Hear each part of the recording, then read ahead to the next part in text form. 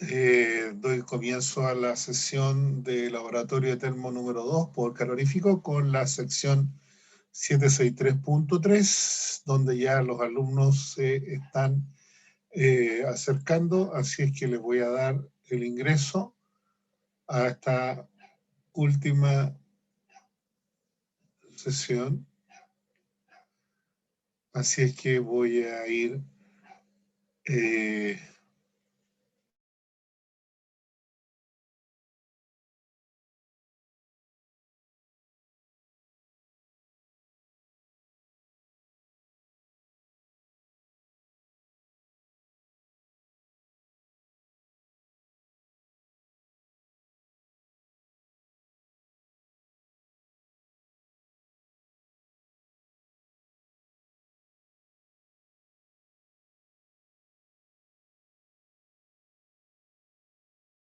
perfecto. No me había dado ni cuenta cómo pasó eso. Ahora sí, ¿me escuchan, chiquillos? Sí, profe. Sí, profe. Sí, Qué profe. bueno. Sí, hola Diares, ¿qué tal? ¿Cómo están? Bien, ¿y usted? Mira, si uno está libre del COVID, está bien. Buen punto. Así que, porque el bicho anda más vivo que nunca. Así que hay que cuidarse muchísimo, muchísimo. ¿Ustedes cómo han estado? Yo bien cansado, pero bien. Hubo harto Qué bueno, movimiento hoy día. qué bueno.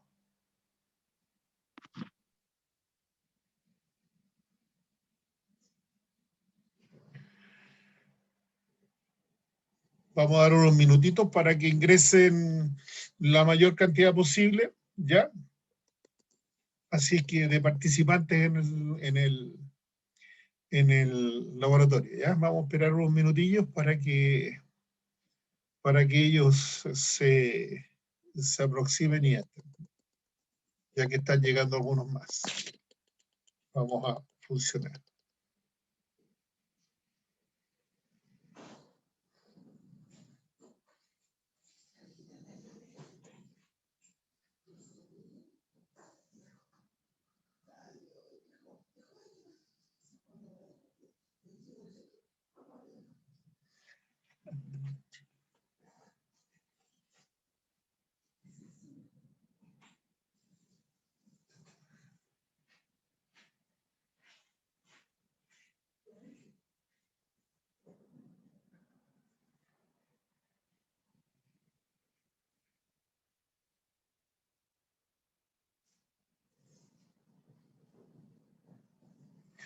Bien, chiquillos, parece ser que ya estaríamos con una gran mayoría de integrantes del laboratorio a bordo.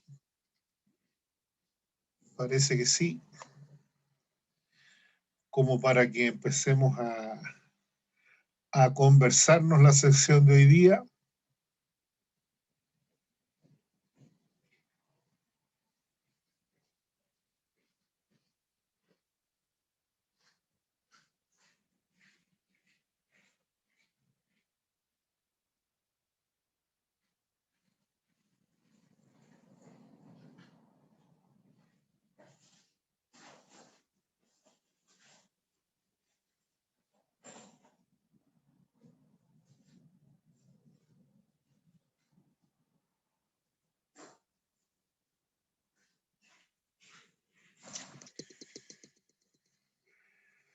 Bien, hoy día vamos a estar revisando algunos conceptos que están asociados.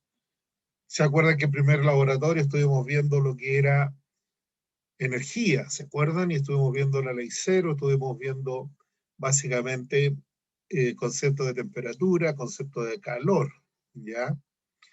Y hablamos de la energía como una forma de poder visualizarla a través de medir la temperatura de un sistema, ¿cierto? Hablamos también de ley cero, ¿cierto? Entonces hay varios conceptos ahí que estuvimos conversando en ese primer laboratorio. Pero de todos, tal vez el más importante, el más relevante, tiene que ver con el concepto de energía, ¿cierto? Que es el que motiva todas las otras opciones de conversación que tuvimos en ese primer laboratorio. Así es que ahora vamos a conversar y de hecho nos vamos a poner pantalones largos para decir que podemos, a través de lo que vamos a visualizar, podemos ver cómo es posible llegar a calcular la energía de un combustible.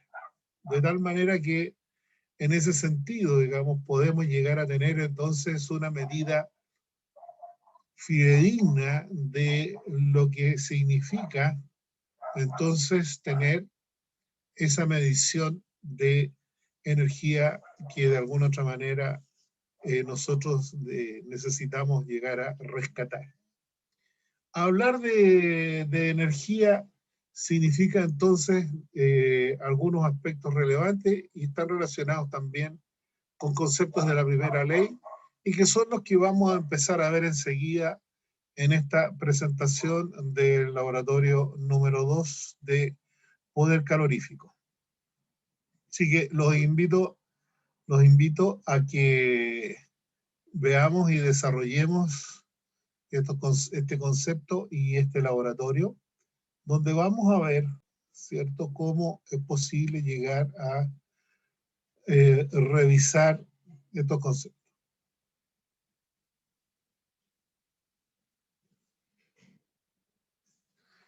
Bien, aquí vamos a darle el pase a Francisco y a Macarena que están ingresando. Bien, chiquillos, decíamos que vamos a hablar lo que es poder calorífico. Desde ese punto de vista, cuando hablamos de poder calorífico, nosotros vamos a tener que abordar algunos aspectos relevantes, como por ejemplo, el hecho, digamos, de que en la medida de que nos planteemos los objetivos de este laboratorio, vamos a tener que revisar las siguientes cosas. Primero que nada, conocer las formas y medios para poder determinar los poderes caloríficos de los combustibles gaseosos, líquidos y sólidos. Y por otro lado, visualizar y aplicar los conceptos de poder calorífico superior e inferior y su estandarización. Además, también vamos a tratar de visualizar cómo se determina experimentalmente el poder calorífico de un combustible por medio de un calorímetro par a volumen constante, que es el calorímetro que nosotros tenemos en nuestro laboratorio de la universidad. Así que estos son los 3 objetivos que contempla este laboratorio y nada más. Son los que ustedes van a copiar y van a pegar en sus informes respectivos, ¿de acuerdo? Así que vamos a avanzar, ¿cierto? Considerando lo primero que nada, reconocer el primer principio termodinámico, o primera ley de la termodinámica que establece, ¿cierto?, que la energía total de un sistema aislado ni se crea ni se destruye, sino que permanece constante. Este es un principio que tiene que ver con la conservación de la energía y que viene, a su vez, de otra ley famosa, que seguramente ustedes en algún momento la escucharon, y que es la famosa ley de Lavoisier, donde Lavoisier dijo que la energía no se crea ni se destruye, solamente se transforma. Este principio que descubrió Lavoisier significó de alguna u otra manera llegar a tener la opción de reconocer la energía como un elemento que puede mutar, que puede diferir, que puede cambiar y que puede proporcionar distintos tipos de beneficios en la medida que ésta va cambiando a través de su utilización y del tiempo. Por lo tanto, cuando nosotros hablamos de esto, el concepto básico que surge de este principio termodinámico está asociado al siguiente concepto.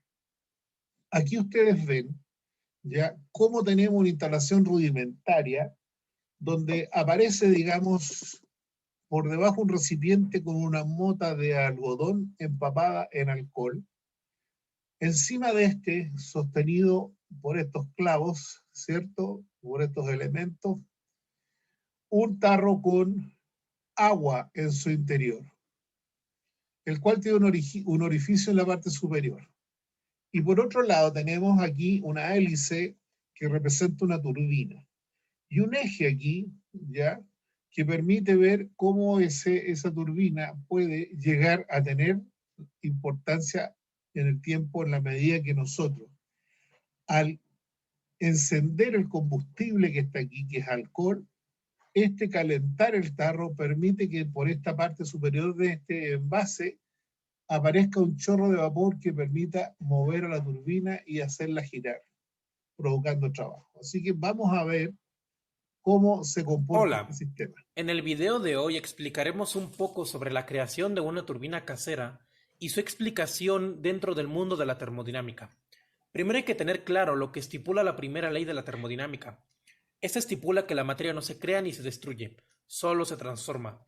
Aplicando esto en la turbina, podremos notar que el calor se convertirá en energía de movimiento en el aire, para posteriormente convertirse en trabajo al hacer que se mueva una hélice con la energía obtenida anteriormente. Esta transformación se logra a partir de una llama colocada debajo de la lata con agua y un agujero que está colocado en la parte frontal de la lata. El calor aplicado dentro de la lata transformará el agua en vapor que saldrá a presión a través del orificio, haciendo que la salida a presión mueva la hélice, generando movimiento. Como estoy a punto de mostrarles.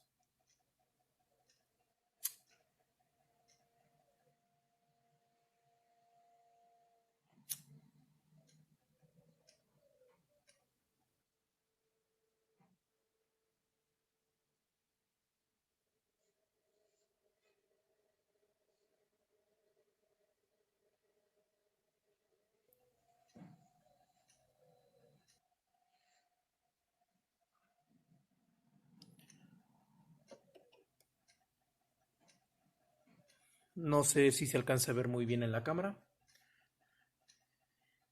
Tendremos que esperar un poco a que el agua comience a hervir. En lo que esperamos para eso, explicaré o ondearé un poco en la teoría. Es teoría referente a la primera ley de la termodinámica. Como dice la primera ley de la termodinámica, y como ya lo habíamos estipulado, dice que la materia no se crea ni se destruye, solo se transforma. Pero hay más dentro de esta ley que solo una frase famosa. Esta ley expresa que el trabajo que se efectúe por el sistema generará calor y viceversa, es decir, calor es igual a trabajo. Por ejemplo, al frotar tus manos juntas generas trabajo, el cual genera fricción y este a su vez genera calor.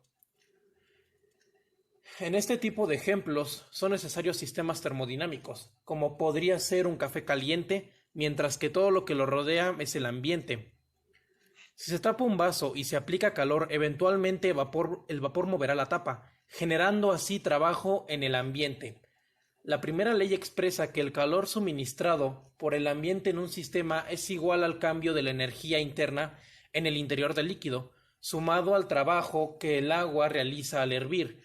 Mueve la tapa contra el medio ambiente.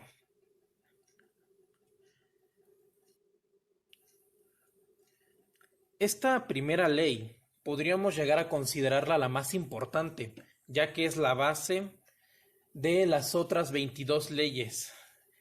Leyes que se apoyan en esta misma para poder llegar a cumplir su función. En este momento solamente, como podemos ver, la salida de vapor está generando el movimiento esperado. De hecho, puede verse incluso un poco mojada la hélice.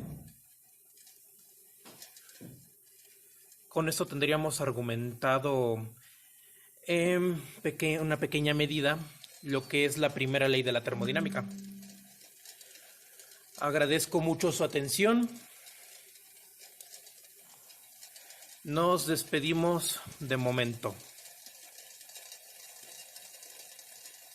Ahora, si nosotros tuviéramos esta hélice que está girando acá, solidaria con el eje podría transmitir movimiento a un generador y de ahí sacar electricidad, que son los principios básicos de lo que son las centrales termoeléctricas, ¿de acuerdo? Y de ese estilo.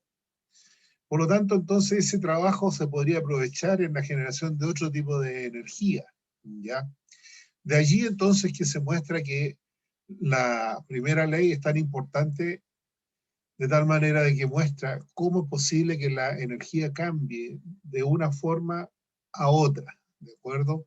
Y que continúe siendo y estando en equilibrio, desde que partió como energía hasta que se ocupó en distintos tipos de eventos que fueron necesarios en algún momento de aplicar. Pero ¿cómo sucede Hola. esto? Cuando nosotros hablamos de este fundamento teórico, lo que tenemos que tener en cuenta entonces es que esa energía está de alguna manera u otra visualizada o representada por lo que es el poder calorífico o combustible. Ese poder calorífico del combustible de alguna manera u otra representa una cantidad ya de energía, ¿cierto? O calor, ¿cierto? En la cual se manifiesta esa energía, ¿cierto? Que puede obtenerse un combustible. Cuando este se quema por completo, ¿cierto? Y de alguna manera sus productos son enfriados hasta la temperatura original de la mezcla aire-combustible, ¿ya? Ahora, esa energía se mide en kilocalorías kilo o en kilocalorías por metro cúbico, dependiendo de alguna manera u otra del tipo de combustible que usemos. ¿Y cómo es este proceso? Primero que nada, un proceso que comienza teniendo algunos reactivos, en este caso se mide normalmente con 1 gramo de combustible, que es lo que nosotros vamos a ver y que es lo que usamos nosotros también en nuestro laboratorio. Ya cuando hacemos este laboratorio por calorífico, usamos solo 1 gramo, donde tenemos ese gramo de combustible más aire, más la energía de ignición, y finalmente el proceso ocurre en el cual se produce una combustión de ese combustible y los productos son, por un lado, calor generado que sale al exterior, ¿cierto? Pero tiene algunos productos adicionales como los gases de la combustión, ¿cierto? Algunos residuos sólidos y agua en un momento determinado, ya sea en vapor o ya sea en agua líquida, ¿de acuerdo? Entonces, de allí entonces aparecen otros 2 conceptos que están asociados y que vamos a ver enseguida. Uno de ellos es el calor latente, ¿ya? Y que ese calor latente demuestra, digamos, ¿ya? Y permite interpretarlo como el calor necesario para que una sustancia cambie de fase, de sólido a líquido o de líquido a vapor, ¿de acuerdo? En esa pasada de fase a fase, ¿ya? Permite entonces, de alguna otra manera, tener una cierta cantidad de calor para que se produzca ese cambio. Si tenemos calor sensible, que es otro concepto importante, tenemos pensado, digamos, que ese calor sensible se presenta cuando existe una diferencia de temperatura entre 2 o más sistemas termodinámicos, ya ese calor sensible, sin que cambie de fase, solamente se presentan diferencias de temperatura, ¿de acuerdo? Y en ese caso no necesita cambiar de fase, ¿ya? Pero aparece, digamos, un concepto adicional ligado a estos 2 elementos que está de alguna manera u otro ligado, ¿cierto?, a lo que se llama el poder calorífico, por un lado, superior, y que está asociado a un calor que se produce cuando todos los elementos que intervienen en una reacción de combustión, donde se produce la mezcla combustible, aire y energía de ignición, que pueden ser tomados a 0 grados Celsius, ¿ya? Y que los resultantes de los productos resultantes de esa combustión tienen gases de la combustión, ¿de acuerdo? También son llevados a 0 grados Celsius. Entonces, ¿qué es lo que sucede? En esa situación ambiente de temperatura y de condición, tenemos que aparece vapor de agua, ¿ya? Que se generó, se encontrará totalmente condensado, es decir, habrá habido, digamos, para cambiar de fase, habrá habido un cambio en el calor latente de esas sustancias que fueron, o mejor dicho, del agua que fue producida por la combustión. Es decir, cambió de fase. En vez de encontrarse en estado de vapor de agua, se encuentra como líquido, como agua líquida.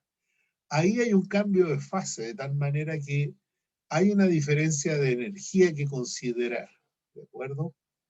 En este caso, entonces habrá que considerar ese calor que se desprendió en el cambio de fase de vapor, desde agua, vapor de agua a agua líquida, ¿de acuerdo? ¿Por qué razón? Porque el agua líquida tiene menos energía que el vapor de agua. El vapor de agua tiene normalmente una cantidad de energía que vamos a ver enseguida, que es, ¿cierto?, bastante notable y que aparece ligada, digamos, en el momento en que se condensa el vapor de agua, que cuando se desprende de esa combustión, se irá a conseguir un aporte adicional de energía, porque cambió de vapor, que tiene una mayor cantidad de energía, a un agua líquida. En ese caso hay 597 kilocalorías por cada kilo de vapor de agua condensado que se perdieron o se entregaron, ¿de acuerdo? Y en ese sentido, entonces, estamos hablando de que a eso se le llama poder calorífico superior, ¿de acuerdo? Pero existe la contrapartida, que se llama el poder calorífico inferior.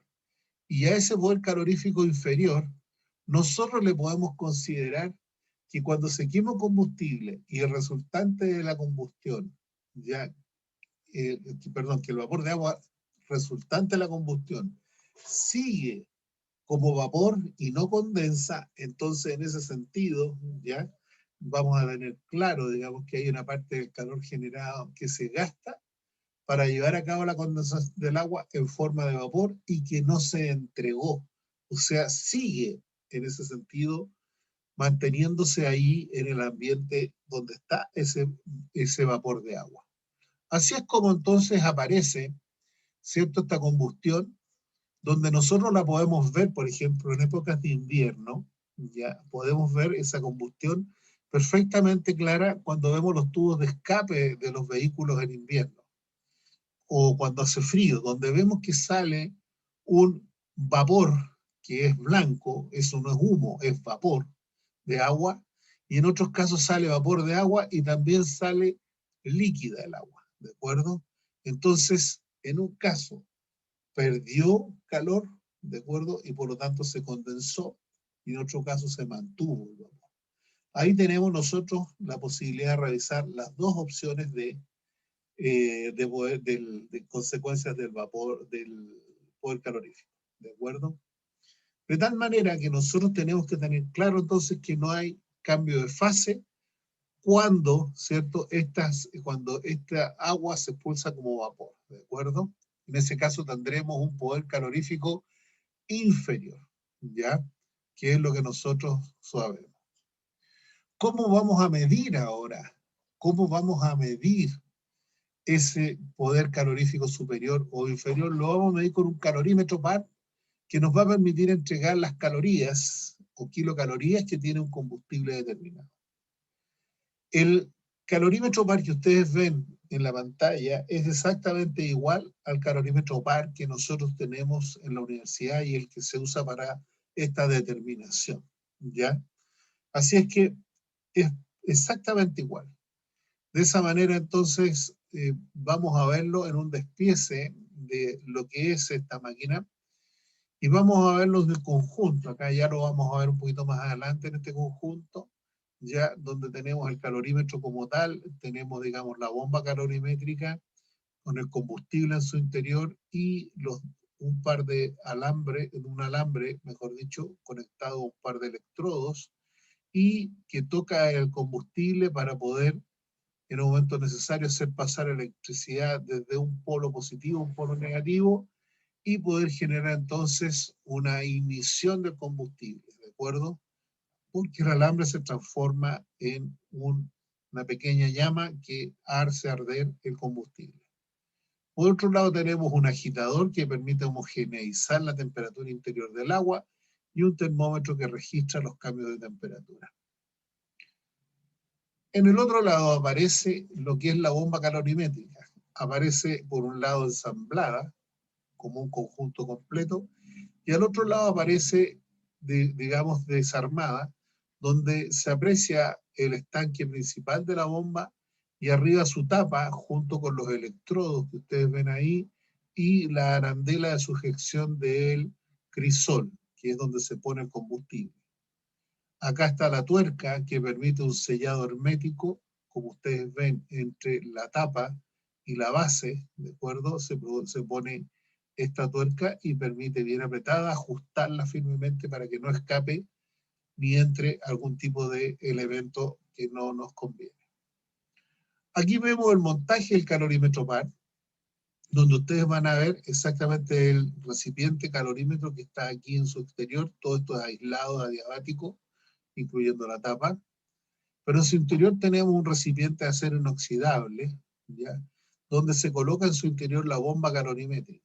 Y esa bomba calorimétrica a su vez va conectada hacia afuera con un par de electrodos positivos y negativos. Dentro de este depósito metálico de acero inoxidable se llena con 2 litros de agua, ¿ya? Y se monta la tapa que tiene un agitador y tiene por otro lado un termómetro, de tal manera que puede ir visualizando los cambios de temperatura que se van produciendo acá en el agua, en la medida en que aquí adentro de la bomba calorimétrica se quema el combustible y expulsa el calor hacia afuera.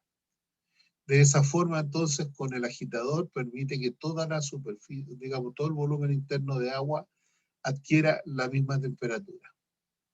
Eso es como opera, digamos, como montaje, ¿ya? Si nosotros miramos un poquito más en detenimiento, vamos a ver la bomba calorimétrica y el crisol, que es donde se coloca el combustible, ¿de acuerdo? Esta bomba en este minuto está cerrada y tiene este gancho, ¿cierto?, de abrazadera que permite movilizarlo para insertarlo dentro del recipiente de acero inoxidable que se va a llenar con agua posteriormente. Acá vamos a ver la misma bomba, pero ya desarmada, la vamos a ver con su tapa, la tuerca al lado, el crisol y el cuerpo exterior, más la arandela donde se va a ubicar este crisol en ese lugar. Acá vemos con mayor detalle, vemos cómo el crisol ya está puesto en la arandela, en uno de los electrodos. Ahí apenas se nota el alambre que está en contacto con el combustible, preparándose para poder quemarlo a través de la circulación de el golpe de corriente que se le va a dar, y la tapa al lado para poder después tapar todo el conjunto. Acá está, aquí se está cerrando la bomba con su tapa, y más adelante vamos a ver cómo esta persona está llenando el depósito con 2 litros de agua, donde se va a insertar la bomba calorimétrica. Esa agua va a recibir el calor que va a generar el combustible cuando se queme al interior de la bomba calorimétrica, ¿de acuerdo? Esa es la función de este elemento. Bien, voy a invitarlos a ver el siguiente video, donde se ve exactamente, y este es el video que sirve para que ustedes describan la experiencia, porque está aquí el video paso a paso, ¿ya?, con cada una de las partes que se compone el tema de realizar la experiencia. Entonces, este es el video que ustedes van a describir para el diseño experimental como tal, ¿de acuerdo? Así que los invito para que lo vean. Es exactamente el mismo procedimiento que hacemos nosotros allá en la universidad, con el mismo equipo, el mismo calorímetro, ¿de acuerdo? Para que ustedes estén clarísimos de lo que están viendo, ¿ya? Así que los invito a ver.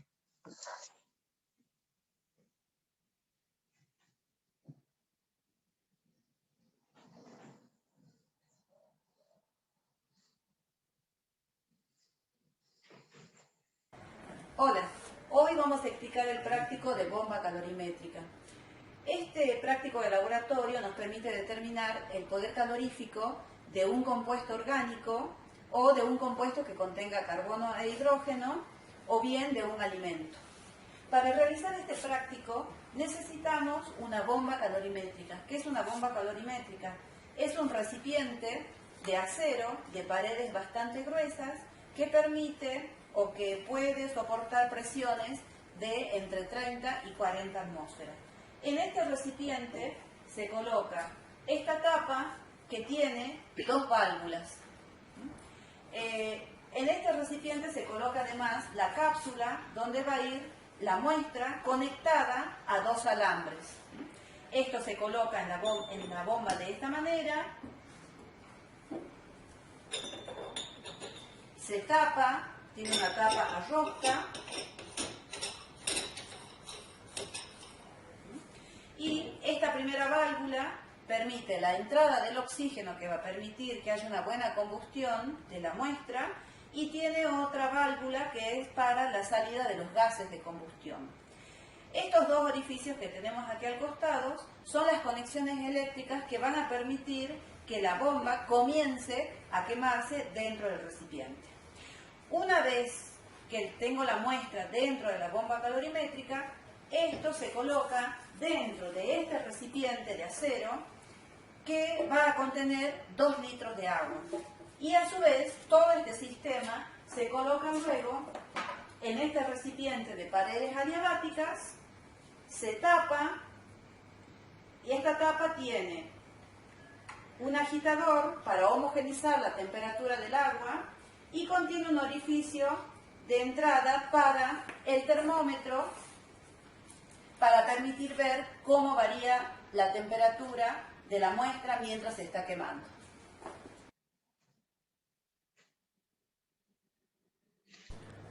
Bueno, luego de esta introducción que dio la profesora, vamos a ver los pasos que hay que seguir para realizar la experiencia con la bomba calorimétrica. Lo primero que hay que realizar es encontrar la constante calorimétrica de la bomba. Para ello se utiliza una sustancia patrón, que es el ácido benzoico, que es el que vamos a utilizar nosotros.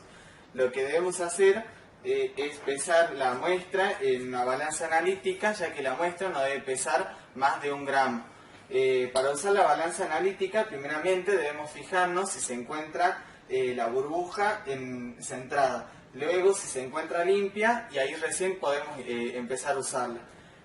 Para pesar la muestra utilizaremos un vidrio de reloj, que lo que hacemos es introducir el vidrio de reloj en la balanza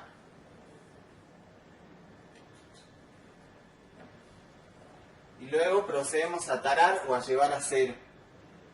Una vez que se llegó a cero, se toma una muestra con una pinza, ya que la muestra no puede ser contaminada si usamos la mano.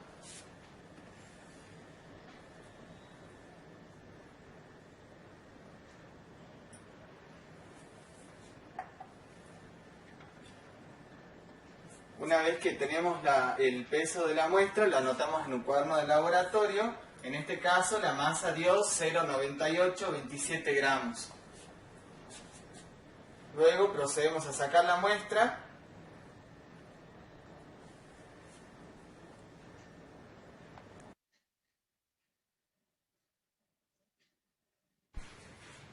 Bueno, ahora continuamos con el armado de la bomba calorimétrica para determinar su capacidad calorífica.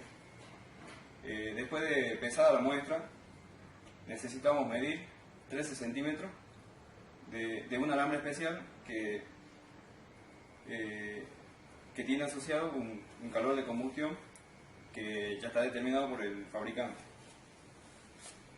Es necesario medir 13 centímetros. En este caso ya el alambre está envolviendo la muestra, el cual los dos extremos del alambre se colocan sobre las dos patitas de la tapa de la bomba calorimétrica. Los extremos se colocan en el orificio de cada una de las patitas. Una vez colocada la muestra con el alambre, procedemos a armar la bomba con cuidado.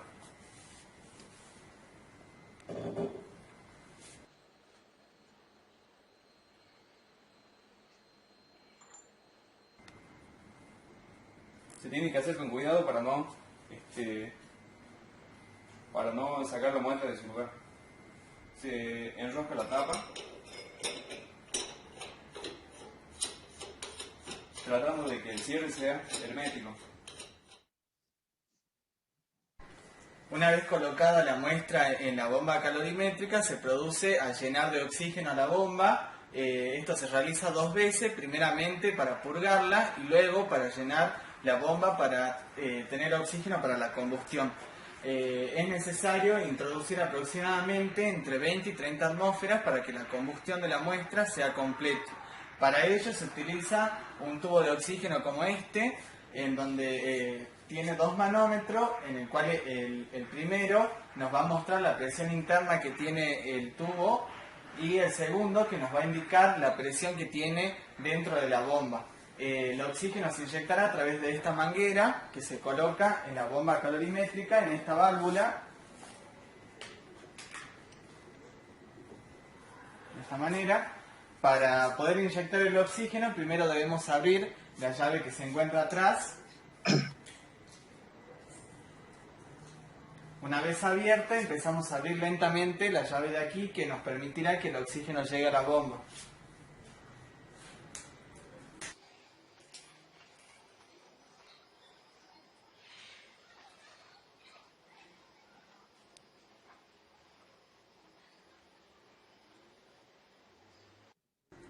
Una vez que hemos llegado a las 20 atmósferas, procedemos a eliminar el oxígeno que ha quedado en la manguera, haciendo hacia atrás esta perilla. Una vez que hemos eliminado, podemos retirar la manguera y procedemos a purgar.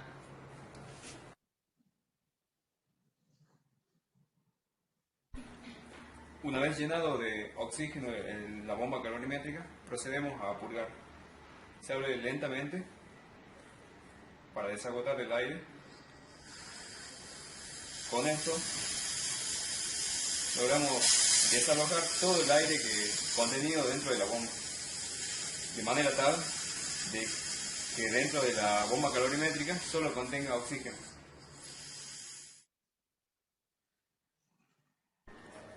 Bueno, una vez cargada con oxígeno la bomba calorimétrica, vamos a proceder a llenar el recipiente metálico con agua.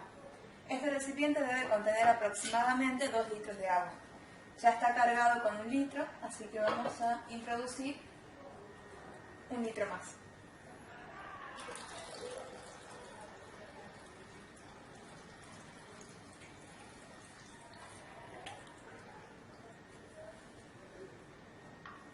Luego, con ayuda de unas pinzas, introduciremos la bomba calorimétrica, pero primero vamos a introducir el recipiente metálico en la camisa, la cual contiene unas patitas que deben encajar en la base del recipiente que contiene unos orificios.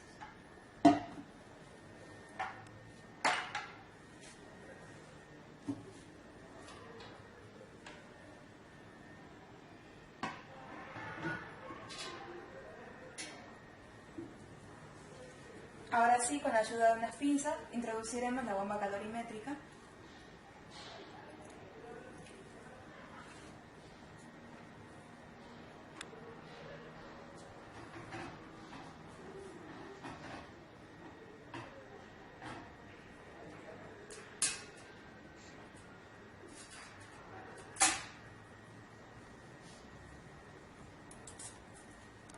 Y se proceden a hacer las conexiones correspondientes que están unidas a la unidad de ignición que nos va a servir para controlar justamente la ignición de la sustancia.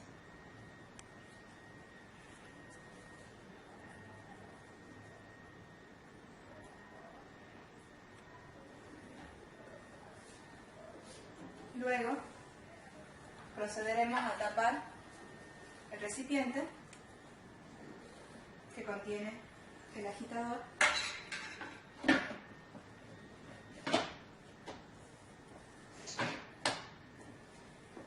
y con esta gomita se debe colocar de esta manera y va a hacer girar el agitador para homogeneizar la temperatura que absorbe el agua.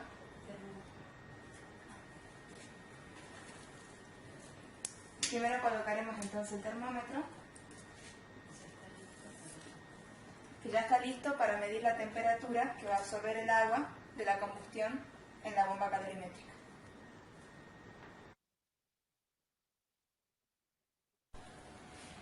Bueno, entonces procedemos a encender la muestra y observamos que la temperatura comienza a ascender rápidamente, lo cual es una indicación justamente de que la muestra se está quemando dentro de la bomba calorimétrica.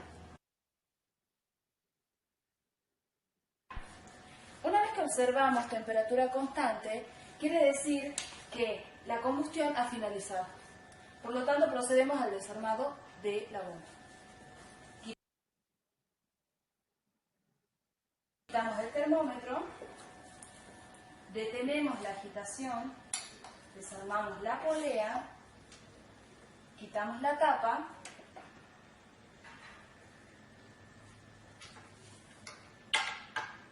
desconectamos la fuente de ignición de la bomba y procedemos con una pinza a sacar la bomba del interior.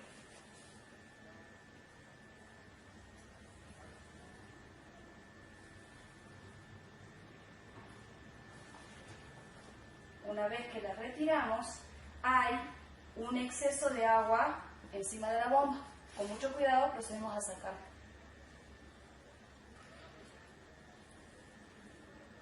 Con mucho cuidado, apoyamos en un papel, sacamos la pinza y procedemos a secar la bomba por fuera. Con mucho cuidado. Una vez que hemos secado, tenemos que eliminar los gases que se han producido por la combustión para poder abrir la tapa.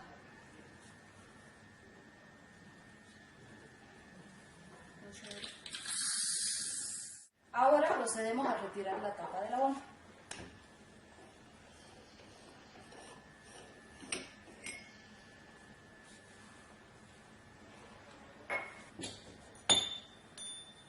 Bien, ahora vemos que la cápsula ha quedado sin la muestra porque se ha combustionado completamente. Por lo tanto, damos esto y vamos a ver en su interior que han quedado pequeñas gotas de agua depositadas debido a la combustión que se ha producido. Procedemos ahora a secar la bomba para dejarla lista para la próxima experiencia.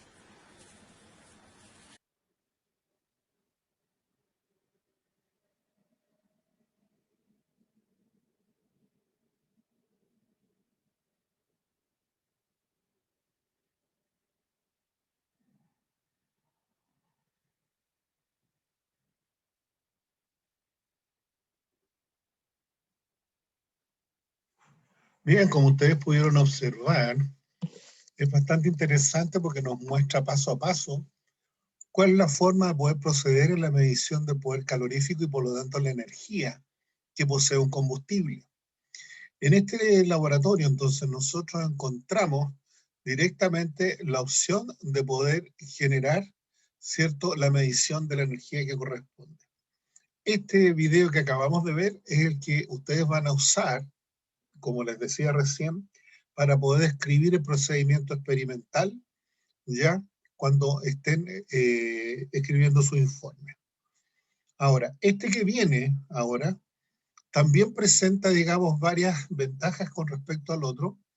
Tiene algunas otras cosas que complementan al anterior, mejor dicho, que permite entonces mostrar en detalle cómo se opera con la bomba calorimétrica y además permite enseñarnos las variables que sirven y para los cálculos que son los necesarios para poder determinar la energía del combustible, llegando finalmente a poder establecer cálculos respecto a las mediciones que ellos hicieron. Nosotros no vamos a hacer cálculos, no tiene sentido porque no hemos medido nada. Por lo tanto, ustedes solo van a describir esto, ¿de acuerdo? Así que los invito a ver este otro video que permite entonces mostrarnos con claridad Este vídeo lo que es el contempla. desarrollo de una práctica en laboratorio. En este caso, vamos a explicar la bomba calorimétrica. Una bomba calorimétrica es un instrumento que utiliza la transferencia de calor como principio de funcionamiento. Este instrumento permite la determinación del poder calorífico específico de una muestra llevando a cabo su combustión en atmósfera de oxígeno. Para ello, es necesario conocer la capacidad calorífica del sistema, la masa de muestra y el incremento de temperatura que origina la combustión en la celda de medición del calorímetro. En ocasiones es necesario corregir el valor del poder calorífico mediante la determinación de la denominada energía de extraños, en la que intervienen los medios de ignición, las sustancias auxiliares a la combustión y la formación y dilución de ácido nítrico y sulfúrico, que pueden ser cuantificados mediante valoración o conociendo el análisis elemental de la muestra. La determinación de los poderes caloríficos es muy importante a nivel industrial, ya que permite obtener una relación entre la cantidad de calor producida y su coste. Su uso es muy variado. Se emplea para realizar el estudio de combustibles sólidos y líquidos, explosivos y propelentes, estudios nutricionales y metabólicos, de materiales de desecho, etc.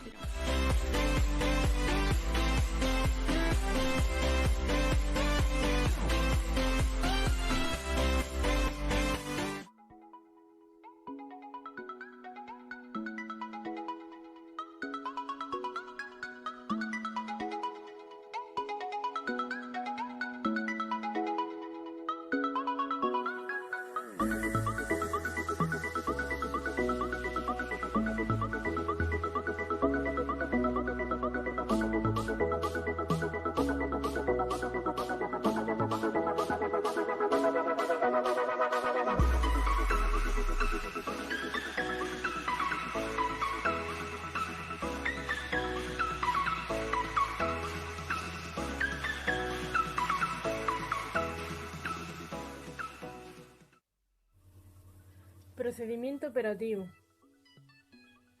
Encendemos la balanza de precisión de 5 dígitos decimales. Una vez puesta a cero, ponemos la cápsula y taramos. Una vez tarada, abrimos y pesamos la pastilla de ácido benzoico, anotando su valor. El proceso se debe de repetir para la muestra de papel.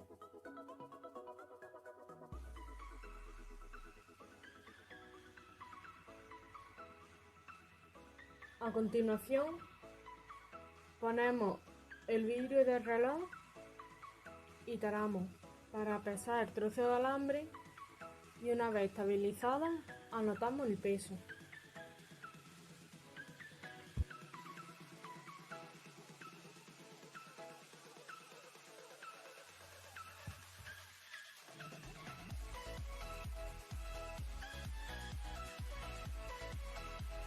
Con agua destilada enrasamos el material de 2 litros dejando el menisco por encima de la marca.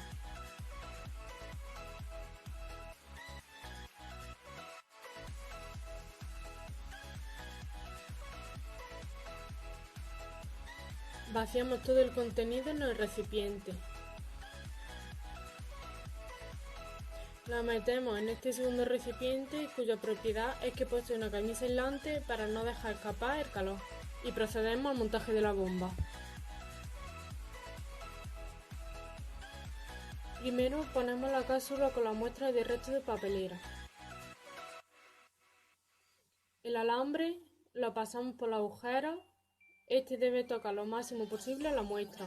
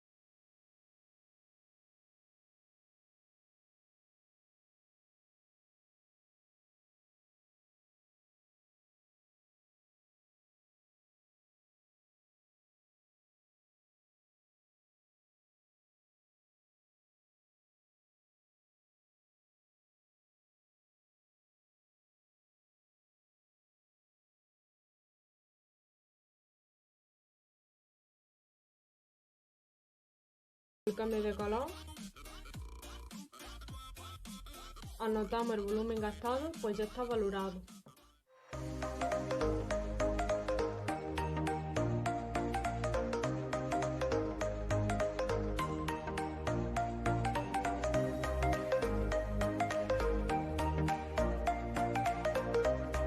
Para los cálculos realizados en esta práctica, primeramente realizamos el calibrado de la bomba calorimétrica, en la que determinamos el equivalente del calorímetro en calorías por grado centígrado, aplicando la siguiente fórmula, donde H es el calor de combustión del ácido benzoico en calorías por gramo, M es el peso de la pastilla de benzoico en gramos, E1 es la corrección de la formación de ácido nítrico en calorías, E3 es la corrección de la combustión del hilo y T el aumento de temperatura en grados centígrados.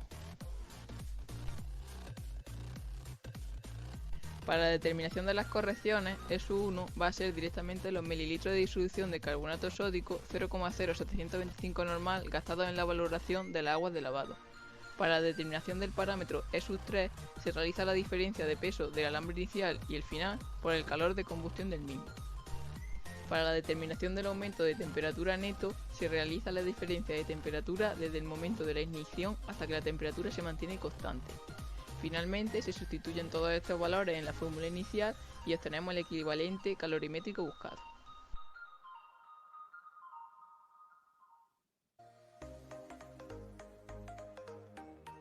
A continuación se realiza el cálculo del poder calorífico del residuo de la papelera, aplicando la siguiente fórmula, donde M es la cantidad de la muestra en gramos.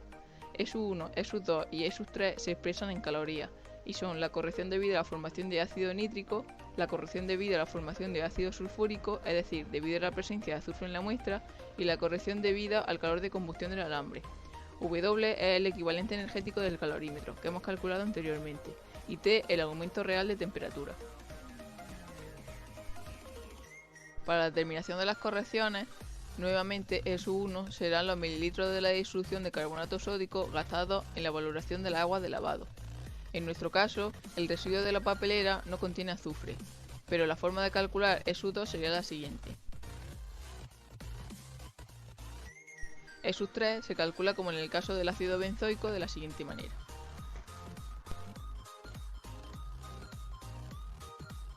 Para la determinación del aumento de temperatura real se aplica la siguiente fórmula, donde A es el momento de ignición, B el tiempo cuando la temperatura alcanza el 60% del aumento total de temperatura, C el tiempo en que comienza el periodo en el que la reacción del cambio de temperatura se hace constante, T sub A es la temperatura en el momento de encendido, T sub C es la temperatura en el momento en que empieza el periodo de constancia.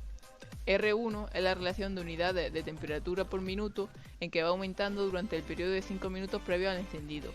Y R2 la relación de unidades de temperatura por minuto en que va aumentando durante el periodo de 5 minutos después del momento C. Para la determinación del tiempo cuando la temperatura alcanza el 60% del aumento total de temperatura, es decir, B, se necesita previamente calcular la temperatura a la cual corresponde dicho tiempo. A partir de esa temperatura se interpola en los datos recogidos. Visualizando las tablas se puede ver que se encuentra entre los 7 minutos y 15 segundos y los 7 minutos y 30 segundos. Determinamos finalmente B. Para la determinación de las relaciones de unidades de temperatura por minuto es necesario visualizar los datos de las tablas durante los 5 minutos previos al encendido y los 5 minutos posteriores al momento en que la temperatura se hace constante, obteniendo los siguientes valores. Sustituyendo esto en la fórmula ya podemos determinar el aumento de temperatura real. Y sustituyendo todos los valores, finalmente calculamos el poder calorífico de la muestra. Bien, como ustedes pueden observar, en este último video se puede ver claramente cómo es posible llegar a operar en términos de poder extraer los datos, tener las tablas, llenarlas con los datos pertinentes y enseguida aplicar las fórmulas que están dadas. Ahora nosotros no vamos a aplicar fórmulas ni nada porque no hemos calculado, no hemos tenido obtención de datos nosotros, por lo tanto no es necesario. Solo tenemos que tener la descripción de la experimentación, ¿de acuerdo? Y donde este segundo video complementa específicamente cómo se hace esa experimentación. Así es que por ese lado no deben ustedes preocuparse por más de ello, ¿vale? Bien, como les decía, ¿cierto?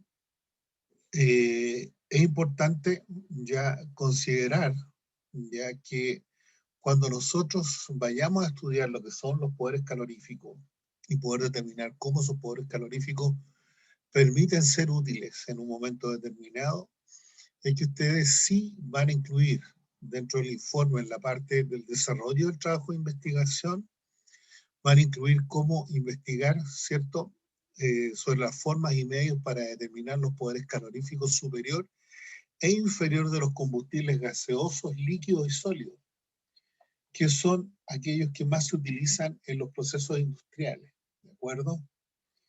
Por otro lado, es importante que ustedes lleguen a investigar cómo los conceptos de poder calorífico superior e inferior son aplicados a los procesos industriales diversos, ¿ya?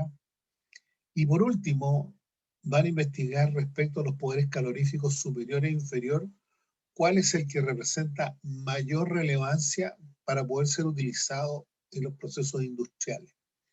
Con eso entonces vamos a armar el panorama realmente representativo de cómo nosotros podemos llegar a utilizar convenientemente y podemos administrar la energía que contienen algunos de los combustibles que se usan normalmente en procesos de tipo industrial.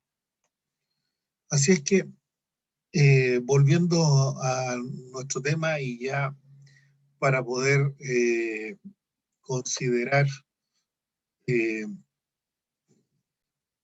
algunas aproximaciones a esto, lo que les quiero preguntar es, y comentar mejor dicho, es que el video de esta sesión de poder calorífico seguramente va a demorar un poco en poder llegar a estar en la plataforma de YouTube, en mi canal, porque YouTube está censurando todos los videos porque hay gente que cobra por videos que tienen derechos reservados de autor. Yo no cobro para nada, simplemente me interesa que ustedes los vean y puedan utilizarlos de la mejor manera. Pero igual YouTube me somete a mí a la revisión de estos videos. Entonces, si encuentra algo, normalmente me demora en toda esta revisión y de alguna manera u otra me pasa por este filtro que hace que se demore en que yo pueda poder volverlos a poner en el canal nuevamente. Entonces, me interesa que ustedes lo sepan para que sí no se urjan en términos de que esto no va a estar de aquí a mañana probablemente. Va a demorar un par de días, unos 2 o 3 días yo creo, ya en que YouTube me los libere. ¿Ya? Bueno, lo otro que les quiero comentar es que la próxima semana, que es sábado 5 de junio, vamos a estar reuniéndonos acá para poder conversar, ¿cierto?, sobre este laboratorio y aclarar dudas, ¿de acuerdo? Va a ser el laboratorio de consultas, ¿ya? Entonces, cualquier cosa que dentro de este tiempo ustedes tengan como complicación, es súper importante que ustedes lo tengan clarito, tengan anotada la consulta para poder yo aclarársela, ¿de acuerdo? Así es que los invito a que no dejen de participar, digamos, ya en esa sesión, para que puedan ustedes aclarar las dudas que pueden llegar a tener respecto a este laboratorio. Bien, les quiero preguntar si tienen alguna consulta, alguna duda en este momento. ¿Alguna duda sobre ello?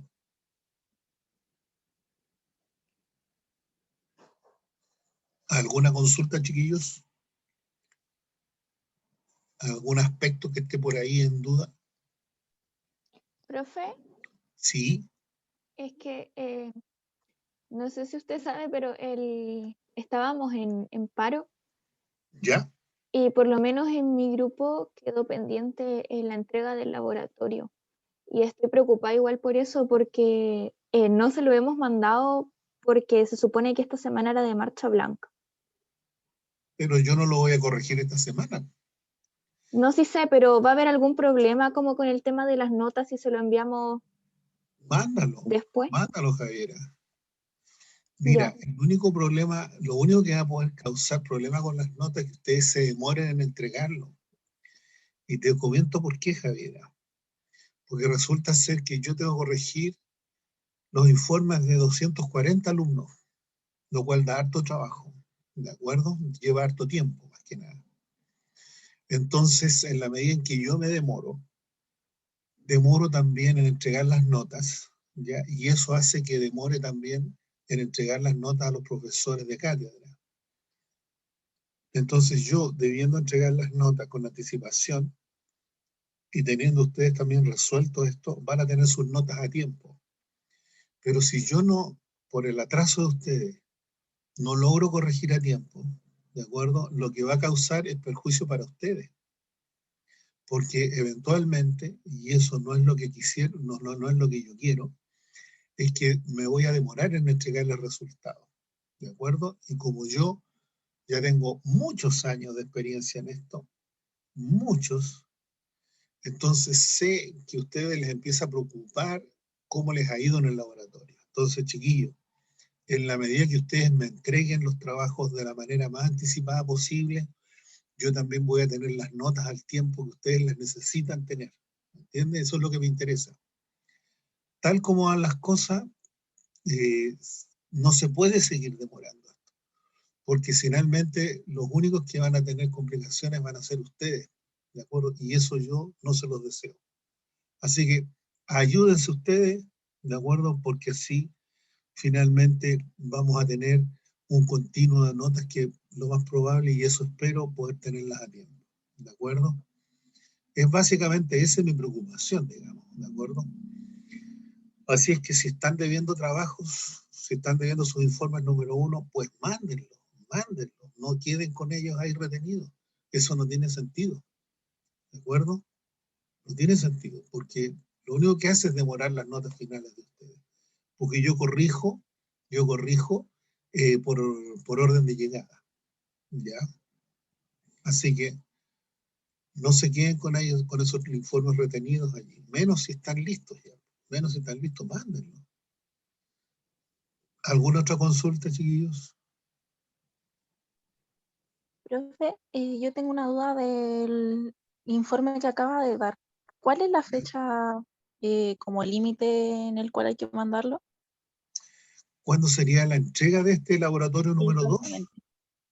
Sí, ¿Eso me dices tú, Joaquina? sí, profe, eso mismo. Vale, mira. Mi propuesta es para el día 11 de junio, las 2 semanas, ¿de acuerdo? ¿Por qué? Por la misma razón que les acabo de comentar, ¿de acuerdo? Para que no nos atrasemos con sus notas. Es solamente por eso, ¿de acuerdo? Así que mi propuesta es para el 11, para el viernes 11 de junio, ¿vale? Ya, profe. Y otra duda, ¿el informe se le manda al correo? Siempre al correo, Joaquina, siempre. Ya. Ya, ¿Ya? muchas gracias, profe. No se olviden de mandarme el informe en formato Word, ¿de acuerdo? Para poder corregirlo más rápido y más fácil.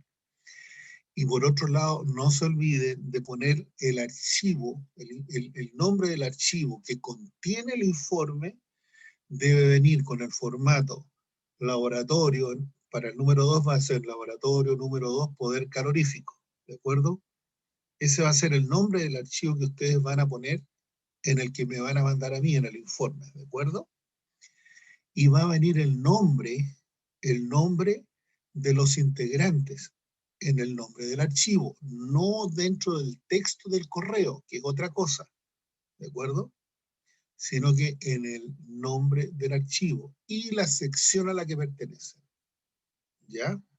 Por favor, mantengan esto que les estoy enseñando, porque ayuda a que los laboratorios no se extravíen, ¿de acuerdo? Porque de repente se traspapelan entre unos y otros y queda, digamos, después quedó complicado porque hay que volverlos a rebuscar o pedirles que me los vuelvan a reenviar, ¿de acuerdo? Entonces, háganlo así para que estemos lo más enfocados posible ya en el objetivo, ya de seleccionarlos rápidamente. ¿Alguna otra consulta, alguna otra duda, chiquillos?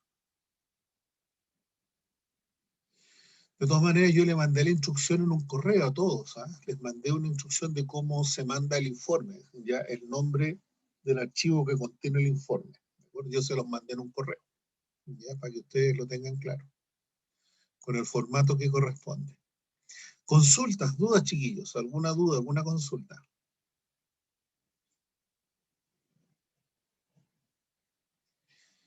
¿No hay más consultas? ¿No hay más dudas, chiquillos? Bueno, si aparecen la próxima semana las aclaramos igual a la misma hora, ¿de acuerdo? Nos reunimos, nos escuchamos aquí para poder aclararle las dudas que sean necesarias, ¿ya? Por lo pronto, ¿alguna otra duda, chiquillos? Ahora, si tienen consultas, me mandan un correito y vemos cómo se las puedo aclarar, ¿de acuerdo? De eso no hay duda. Bien, me parece que no hay más. Bueno, un gusto poder haber estado con ustedes. Me voy despidiendo. Nos despedimos mutuamente. Deseándoles un buen fin de semana. Esperando que se encuentren bien. Cuídense mucho. El bicharraco, el COVID, está más vivo que nunca. Así que, por favor, cuídense. No se expongan. Se pasa mal. Bastante mal. Y las consecuencias que deja son de repente muy complicadas. Así que, chiquillos, cuídense mucho. No se arriesguen, no tiene sentido tener alguna complicación con el famoso bicharraco este que nos anda asolando. Así que, si no hay más, chiquillos, nos despedimos, que estén súper bien, que tengan un buen fin de semana, les deseo un buen tiempo y cualquier cosa estamos en contacto a través de correos, en fin, sin ningún problema para poder aclarar las dudas que sean necesarias, ¿vale? Nos Ya, vamos, profe, gracias. nos vemos. Chao, profe, que esté bien. Chao, Chao, profe. Gracias, profe, cuídese. Esté bien. Cuídense mucho. Chao, profe. Chao, chiquillos. Chao, profe, cuídese. Ustedes también.